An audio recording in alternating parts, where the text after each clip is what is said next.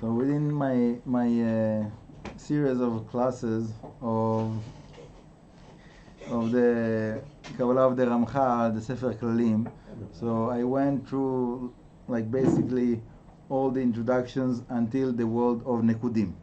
Okay, so we're going to discuss the World of Nikudim now. So I'm going to say over, even though I said it before, what is the like basic concept of Nikudim. Nikudim literally is dots.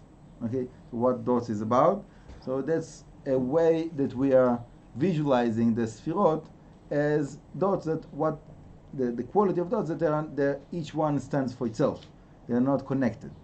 Okay, and the special happening of the Nikudim is that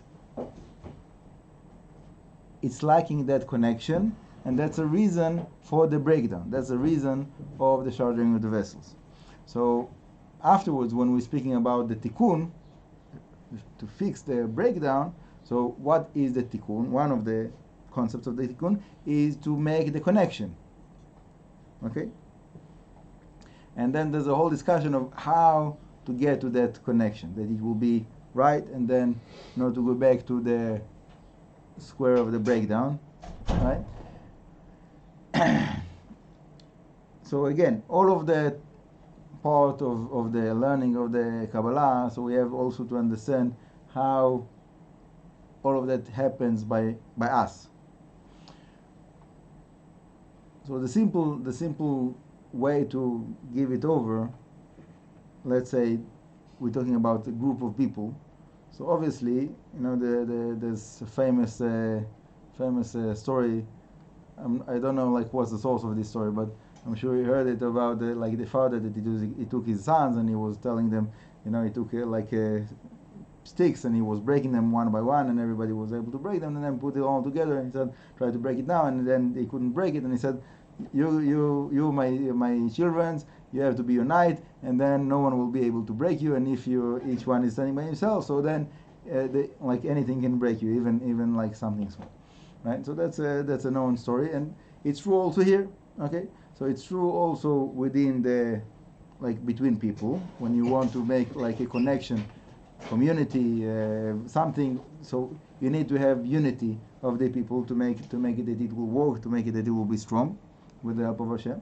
And also, this is something that between each person for himself. In other words, we have within ourselves parts that needs to be connected. Okay? And many times people have all kinds of breakdowns in their life, all kinds of whatever it is, things that are like holding them back from whatever. I know about like a bunch of people that they need to get married, and they have all kinds of issues that are holding them back, so they cannot get married because of all kinds of issues. So there's things that are contradicting each other within us that we need to work on, and by resolving those contradictions and making the unity, making the connection, that the system works. So then those issues are resolved, and then a person is able to get on track of his life, that things will go in the right direction. So that's something that we definitely we need to work on, and we need to find the ways of how to do that. Okay. So when we are doing those meditations of elevating the sparks, afterwards, like later on, we will discuss the concept of the Rapach, the 288 sparks that fell down, that needs to be elevated, and that's part of the process of the tikkun. So we need to also think about this level of our being that we are doing tikkun for. Okay, all the tikkunim we have like the spiritual level, the emotional level, and the physical level. So in the spiritual, so that's those teachings of the Arizal and the Ramchal and all of the meditations of the Kavanot, to bring it that it will have that effect also within our emotional being. So that's another work. And many people, they don't have this connection. They have they work only on the emotional, or only on the spiritual, or only on the physical. To be able to make this connection of all of those different dimensions, spiritual, emotional, and physical, that's special. It's not obvious. I don't know many people that they do this connection so much, unfortunately, but with the help of Hashem, that's what I'm trying to give over, and as much as Hashem will let me, I hope that everybody that will participate will be successful in that. Without Hashem, that's part of what I'm trying to give over. So, going back to the subject of the Nikudim, we have the light that comes from the eyes of Adam Kadmon and is revealed from the level of the navel of Adam Kadmon downwards to the level of the feet, and all of that is in front of Adam Kadmon, but the light goes around. Okay, that's also something that we saw that also in the previously about the light of the ears, nose, mouth. It's also there. We said that the main light goes in front, and then the lightment goes around. Okay, so the light is surrounding Adam Kadmon. So that's the reason that you see many places, many illustrations of Kabbalah, see those shapes of pipes. The one inside of the other, right? So that you have you can visualize it in your head like that.